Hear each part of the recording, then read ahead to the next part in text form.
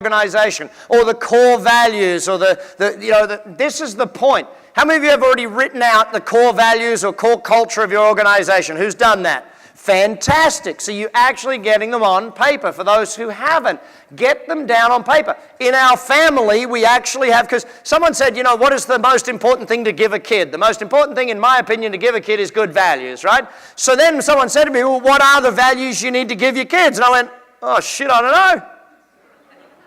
So I went and sat down and wrote out the Sugars family values and actually wrote out, these are the values I want to have to be able to teach to my kids. Does that make sense?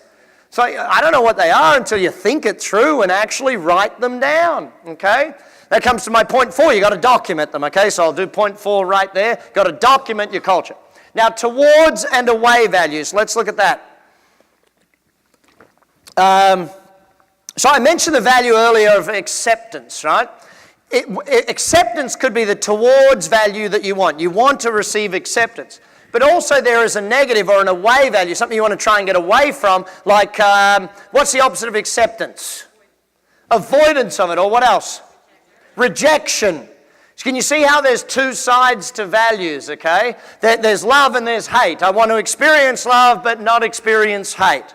I want to experience success but not experience failure. Okay, and these are some of the things that we need to understand, that our values in life are not only one-sided. Values are not just positive values. There is two sides to this equation. And now here's where the challenge comes into it. The definition you give these things is the challenge. Now, let's stay with acceptance and rejection. Let's use those two as just a simple one. What would be someone's definition of rejection? I would be rejected if someone said no to a sale. Or I would be rejected if... And here's the interesting thing about humans. The list of definitions for a negative value is usually an arm long. Like I would be rejected if this, or this, or this, or this, or this, or this, or this, or this, or this, or this. I would be rejected if they said no to me coming into a nightclub. That's rejection. And people have such massive, easily achievable definitions of the negative ones, but then when it comes to the positive one, I would be accepted if, what would be the average person's definition? I would be accepted if what? People accepted me 100% of the time just for who I am. That shit's never happening! There's always someone out there that's going to say, nope, I don't agree with you on that. Well, then I'm not accepted. See, and one of our challenges as humans is that we take our values and the ones that we want to have, the ones that we're moving towards, we make it really hard to achieve them. We don't define ourselves as successful. See, do you feel successful every time you have a good thing happen in life? Yes or no? You should, but most people don't. They don't stop and take the time to acknowledge the feeling of success. Yep, we got a new sale. Good, we're busy. Let's go on. Take the time, acknowledge the good feelings.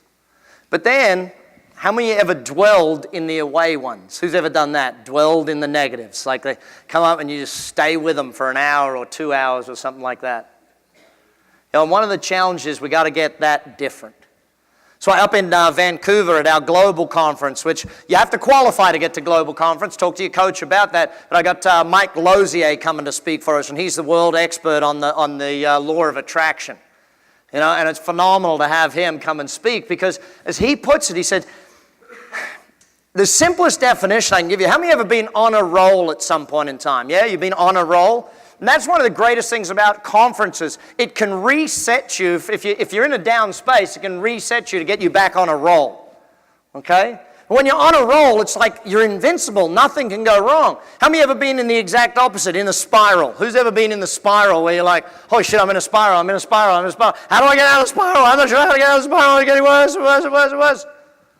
And again, it's because we make the spiral definition too easy and we make the roll definition too hard. If you start looking for being on a roll and you start looking for the great things that are happening, you'll feel like you're on a roll a lot more often. So then finally we get to the bottom of that iceberg and we say, okay, let's take a look at identity. What are the things we can do to shift or shape our identity? So first and foremost, this is something we need to be proactive about. It's not something we need to be reactive about. If we know and believe the formula of have equals do times be, or put it around the front way, be times do equals have, we know we got to be proactive about our identity. So the first thing we have to create is I am statements. What's the first thing? See, I am statements define who we want to be. Now you'll notice up there, actually point 4 I put it up there, is it's got to be 12 months from now. 12 months from now, who do you want to be? Because there's certain things that you want to build on to be better at 12 months from now. Now, in many different cases, you'll have I am statements about being a parent. I literally have 4 different I am statements as a parent, one for each of my kids, because each of my kids needs me to be a different type of parent. I read these out to myself every morning, every evening. I have them on my phone in my playlist. I'm a runner. Every time I run, it plays, and in my head comes up, I am this. My favorite one is I am a money magnet. Okay?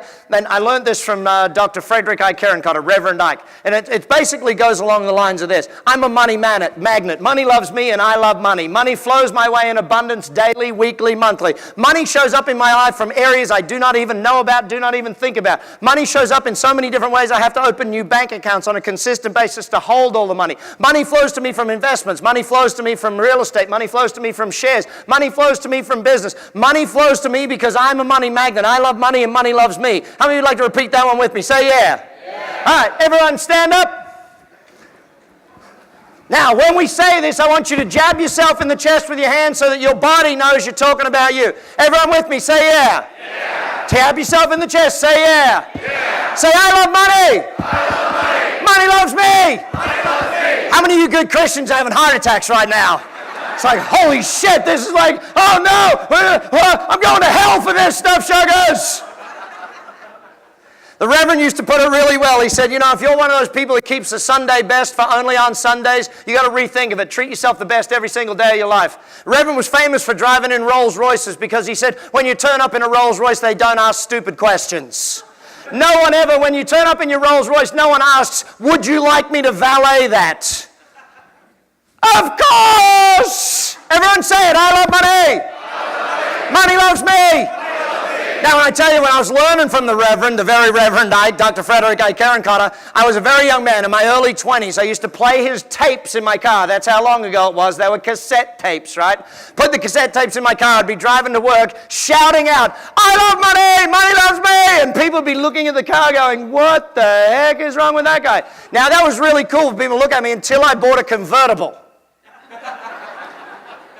Driving down the street, pulled up a set of lights. I love money, money loves me. And people are going to go, what's wrong with that guy? You know? So everybody, I love money. Money loves me. Money flows to me in abundance. In many different ways. In ways I haven't even dreamed of. Because I'm a money magnet. And I love money. And money loves me. Give someone a high five and say, money loves me.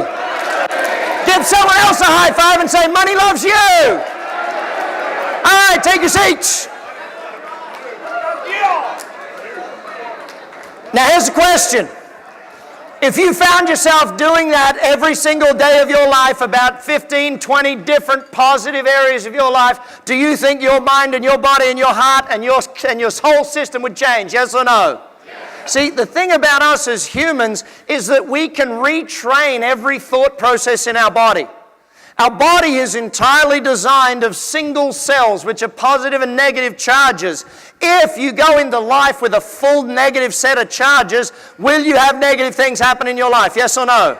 In fact, the law of attraction, it was always interesting. When I first started learning about it, I'm a real scientific brain, okay? And I'm looking at it going, this is bullshit. This can't possibly work. There's no way in the world that this law of attraction thing works. How does it work? And then I started to study, and I understood the human, okay? As a human, are you a magnet? Yes, let me prove it to you, okay? In fact, let's go back a couple of steps.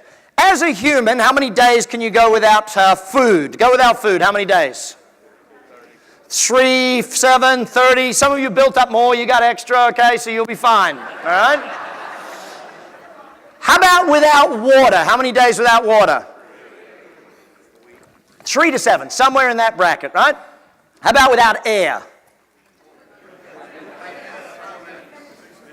30 seconds to 5 minutes, somewhere in that bracket, yes? Okay? How about without electrical charge? Zero. That's actually the human physical definition of dead. There's no more electrical charge in your body. Doubt that? Go and pull the socket open on the wall, stick your finger in, see if you're electrical. Okay? It'll happen. So here's the thing. How do we know we're electrical? When you die, what do they do to get you started again? Charge you up. They shock you. It's like a jump start. Clear. Hopefully they say clear first.